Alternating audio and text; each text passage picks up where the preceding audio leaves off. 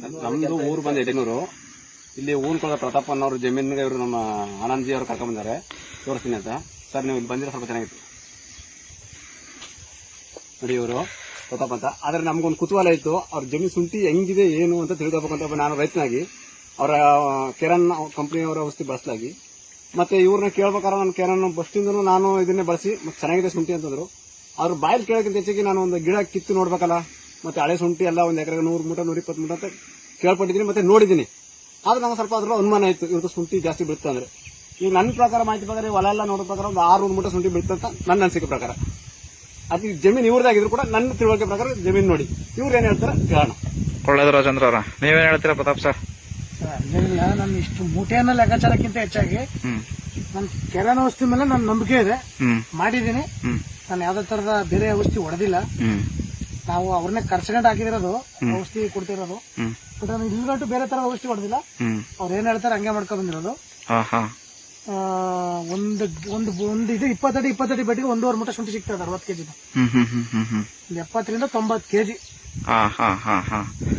ಪ್ರಾರಂಭದಿಂದನೂ ಕೂಡ ನೀವು ಕೆರಾನ್ ಕಂಪನಿ ಔಷಧಿಗಳನ್ನೇ ಬಳಸ್ತಾ ಇದ್ದೀರಾ? ಅದು ಬಿಟ್ಟಿನಿ, ಯಾವ್ದೂ ಮಾಡಿಲ್ಲ. Okay okay. ಅಂದ್ರೆ ನನಗೆ ಜಾಸ್ತಿ ಖರ್ಚು ಆಗಿಲ್ಲ. ಎಷ್ಟು ಖರ್ಚು ಹೇಗೆ ಹೇಳಿ? ಒಂದು ಎಕರೆಗೆ 30 ರಿಂದ 35 ಸಾವಿರ 40 ಸಾವಿರ ಲಾಸ್ಟ್. 35 ರಿಂದ 40 ಸಾವಿರ ಅಷ್ಟೇನಾ? ಅಷ್ಟೇ.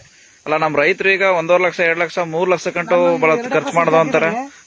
ಟೋಟಲಿ ಖರ್ಚು ಬಂದ 4 2 ಎಕರೆ ಖರ್ಚು. 2 ಎಕರೆಗೆ ಟೋಟಲಿ ಎಲ್ಲ ಸೇರಿ ಪೈಪ್ಗಳಿಂದ 1,70,000 ಬೀಜ ಶುಂಠಿ 45 ಸಾವಿರ ಪೈಪು. ಅದ್ ಬಿಟ್ಟು ಲೇಬರ್ ಇಂದ ಹಿಡಿದು ಎಲ್ಲ ಬಿಟ್ಟು 4.5 ಲಕ್ಷ ಖರ್ಚಾಗಿರೋದು. ಆತರ ಅಂದ್ರೆ ಈ ಕೆರಾನ್ ಕಂಪನಿಗೆ ನಿಮ್ಮ ಕಡೆಯಿಂದ ಎಷ್ಟು ಖರ್ಚಾಗಿರಬಹುದು? 2 ಎಕರೆಗೆ 50,000 ಕೊಟ್ಟಿಲ್ಲ. ಖರ್ಚು ಮಾಡಿಲ್ಲ. ಪ್ರಾರಂಭಿಕವಾಗಿ ಯಾವ್ಯಾವ ಇದನ್ನ ಬಳಸಿದೀರಾ? ಒಂದು 50 ಸಾವಿರ ಕೊಟ್ಟಿರ್ಬೋದು ಅನ್ಕತ್ತೆ ಅಷ್ಟೇ. ಅಲ್ಲಲ್ಲ, ಯಾವ್ಯಾವ ಔಷಧಿಗಳನ್ನ ಬಳಸಿದಿರಾ ಇದಕ್ಕೆ? ಕೆರಾನ್ ಕಂಪನಿನಲ್ಲಿ ಯಾವ್ಯಾವ್ದು? ಯಾವ್ದು ಬಾಸ್ ಅಂದ್ಬಿಟ್ಟು ಒಂದು, ಓನಿಟಾನು, ರ್ಯಾಪಿಡಾನು. ಕೊಳ ರೋಗ ಒಂದು ಗಿಡ ಬಂದಿತ್ತು, ಅದು ಔಷಧಿ ಹೋದ್ಮೇಲೆ ಸ್ಟಾಪ್ ಆಯ್ತು.